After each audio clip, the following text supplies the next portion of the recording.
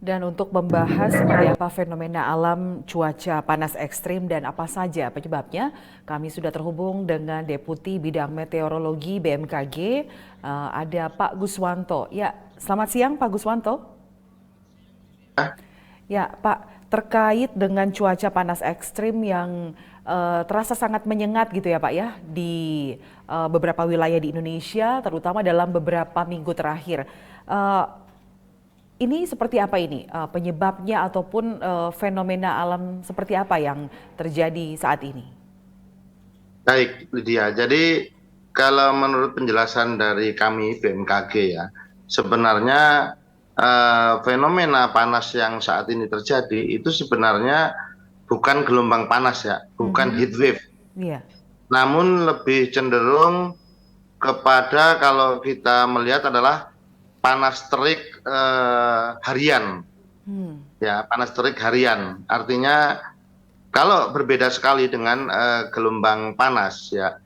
Kalau gelombang panas itu secara definisi dari World Meteorology Organization Mhm. itu adalah fenomena kondisi udara panas yang berkepanjangan selama 5 hari atau lebih secara berturut-turut, di mana suhu maksimum harian itu lebih tinggi dari suhu maksimum rata-rata hingga 5 derajat Celcius atau lebih. Nah, kalau kita perhatikan yang saat ini terjadi di Indonesia, itu adalah 5 harinya memenuhi. Namun 5 derajat lebih tinggi dari suhu maksimum rata-rata ini belum terpenuhi. Hmm. Kalau kita lihat saat ini bahwa rata-rata itu hanya 35 sampai 36 lah Mhm. rata-rata. Nah, kalau 35 atau 36 ditambah dengan 5 derajat, berarti kan 41 derajat. Iya. Saat ini belum ada suhu di Indonesia itu sampai hari ini Mhm. itu 41 derajat.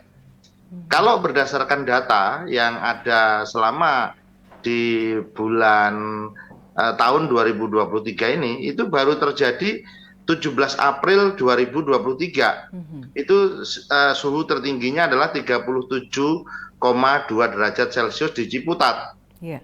Jadi itu sekali lagi yang terjadi saat ini di Indonesia itu adalah hanya panas terik harian, Harian ya, ya. ya, Iya. bukan gelombang panas Iya. seperti yang melanda di negara-negara lintang menengah ya. Mhm. Itu seperti Iya. di India, di mana itu lintang menengah, sehingga ini sangat berbeda sekali. Ini perlu diluruskan Iya. supaya tidak salah dalam penyampaiannya. Pemahaman. Ya, baik. Iya, betul. Ya, Pak Guswanto, kemudian sesuai dengan pantauan dari BMKG, cuaca panas ekstrim harian yang terjadi di Indonesia ini Ya, sampai kapan akan terjadi dan kapan akan mereda? baik. Saya jelaskan terlebih dahulu bahwa saat ini di bulan April Mei Ya. ada satu yang mempengaruhi panas ini sehingga teriknya itu cukup di siang hari ya. Yang pertama adalah karena gerak semu matahari yang bulan April Mei ini sudah mulai bergerak ke utara yang tadinya lebih dekat ke ekuator. Mm-mm. Nah, nanti apabila dia bergerak setelah April Mei menjauh dari ekuator, tentunya suhu itu akan berkurang. Ya, itu yang pertama. Yang kedua, kalau kita melihat juga bahwa kita juga memprediksi bahwa kemarau nanti puncaknya itu terjadi di Agustus September ya di Mhm. Indonesia. Namun kan posisi matahari udah jauh ke utara sehingga tidak dekat ke ekuator. Dan ini yang perlu kita sikapi ya. Paling tidak akhir Mei lah ini juga udah mulai menurun. Mhm. Karena kalau kita lihat Lydia, Mhm. berdasarkan penjelasan yang kita miliki bahwa sebenarnya kalau kita berbicara tentang suhu panas itu terkait dengan indeks kenyamanan ya, indeks kenyamanan dari yang merupakan kombinasi dari suhu dan kelembapan udara Mhm. yang dirasakan oleh manusia. Mhm. Nah, kalau boleh kita sampaikan bahwa apabila suhu udara itu meningkat, tubuh kita kan tentunya menghasilkan keringat Mhm. untuk membantu bahwa kita tetap dingin. Iya. Sehingga rasa nyaman yang kita rasakan saat keringat menguap itu adalah proses pendinginan bagi tubuh kita. Nah, ini yang penting. Apabila suhunya tinggi, kelembapannya tinggi juga, ini menyebabkan bahwa suhu itu semakin terasa semakin panas karena tidak ada proses penguapan untuk keringat yang akan melambat ya. Penguapan keringat kita itu akan melambat kalau kelembapannya juga tinggi. Itu yang bisa disampaikan sejak kapan kita lihat saat ini kita deteksi sampai akhir Mei. Nah, kemudian kapan saatnya misalnya bagi BMKG untuk melakukan rekayasa cuaca mungkin seperti itu, di saat kapan Pak? Apakah di saat suhu panas itu terjadi selama seperti yang dikatakan tadi, kalau gelombang panas itu kan 5 hari berturut-turut dengan suhu yang cukup tinggi? Baik, sampai saat ini yang bisa dilakukan adalah teknologi modifikasi cuaca baru untuk curah hujan, ya. Artinya bahwa hujan yang tadinya berpotensi jatuh suatu daerah itu bisa dipercepat atau diperlambat. Itu saja. Untuk khusus untuk suhu panas ini, yang panas terik harian, ini kita melihat ini sebenarnya adalah masalah kombinasi antar suhu dan kelembapan relatif ya. Bahwa pada saat kelembapan relatif itu udara tinggi, artinya udara memiliki kadar air yang tinggi. Dampaknya proses penguapan keringat akan melambat. Maka kita akan merasakan suhu udara akan menjadi lebih panas dibanding suhu udara sebenarnya. Nah, sebaliknya ketika kelembapan udara menurun, penguapan keringat kita meningkat. Maka kita rasa nyaman kita meningkat pula pada saat suhu udara terasa lebih rendah dari suhu aktualnya.